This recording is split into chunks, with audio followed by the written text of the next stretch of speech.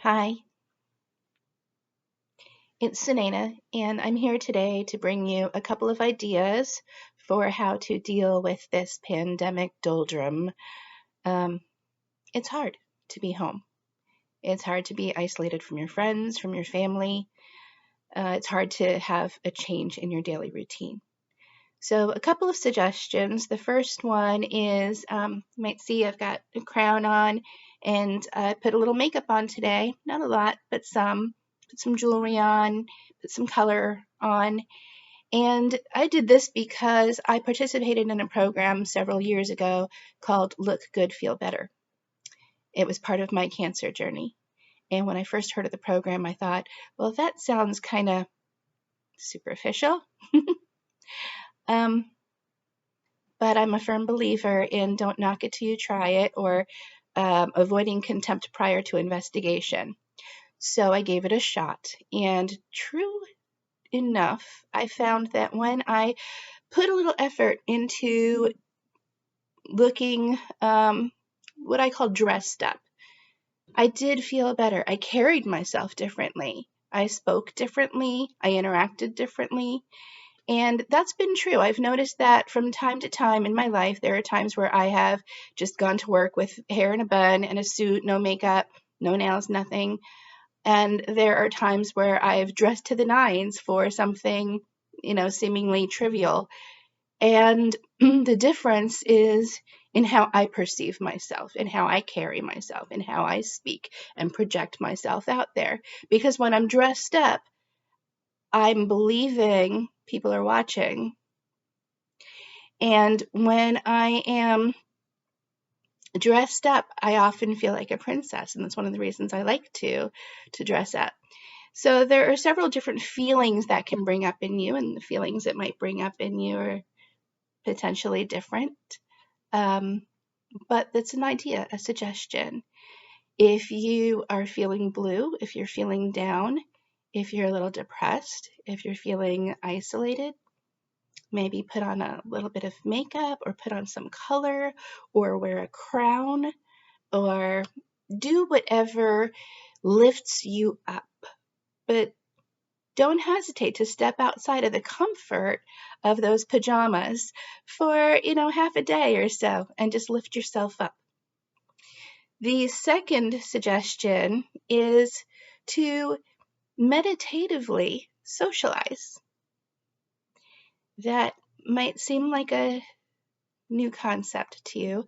This is something that I started doing about 25 years ago when I read books by Richard Bach that talked about this process that I'm going to briefly walk you through. Um, and what it entails is creating a wonderful, warm, relaxing, safe space where you bring into that space people of your choosing. So when I was bedridden, I found that it was really, really helpful to me to put myself in a deeply relaxed state. And you can listen to one of my meditations to do that, or you can do some progressive relaxation to do that, or you can just YouTube some guided relaxation. There are many different ways to accomplish this, but the basic notion is that you're going to relax yourself enough to then think of a space in your mind's eye that is a sanctuary or a place that is comforting to you. Now, when I say sanctuary, it doesn't necessarily have to be indoors. And I got my inspiration for one of my places from the movie What Dreams May Come with Robin Williams, which was an outdoor field of colorful flowers that looked like they were straight out of an impressionist painting. And so I created a little like gazebo there where I would bring in people that I wanted to be with. And if you take the time to really do the progressive relaxation and create this place and invite the people, you will find they will come. And you will find that not only will they come as themselves. So what I have utilized this as is an opportunity sometimes to get advice from people in my life that I don't have access to, or for people that I never had access to, because sometimes I would bring in celebrities or famous people from history or professors or other people that I might respect and admire that I by no means had any access to. But what I would do is create a room and imagine being surrounded by maybe 8 to 10 people. And before I would do this exercise, I create a little list of who I want to invite. And remember, this can be your friends and family, this can be people that you've never met. It doesn't matter, because when we relax deeply and we meditate, we tap into that collective unconscious. And everybody's energy imprint is kind of there, sort of like a Horcrux in a way. So when you're inviting these people and you're asking questions, you begin to find that the answers that they give you are very much along the lines of what you'd probably hear in actuality in real life from this person were they with you. So I invite you all to create a safe space and create a list of people that you miss and you want to be with. And it might just be your family. And then progressively relax yourself.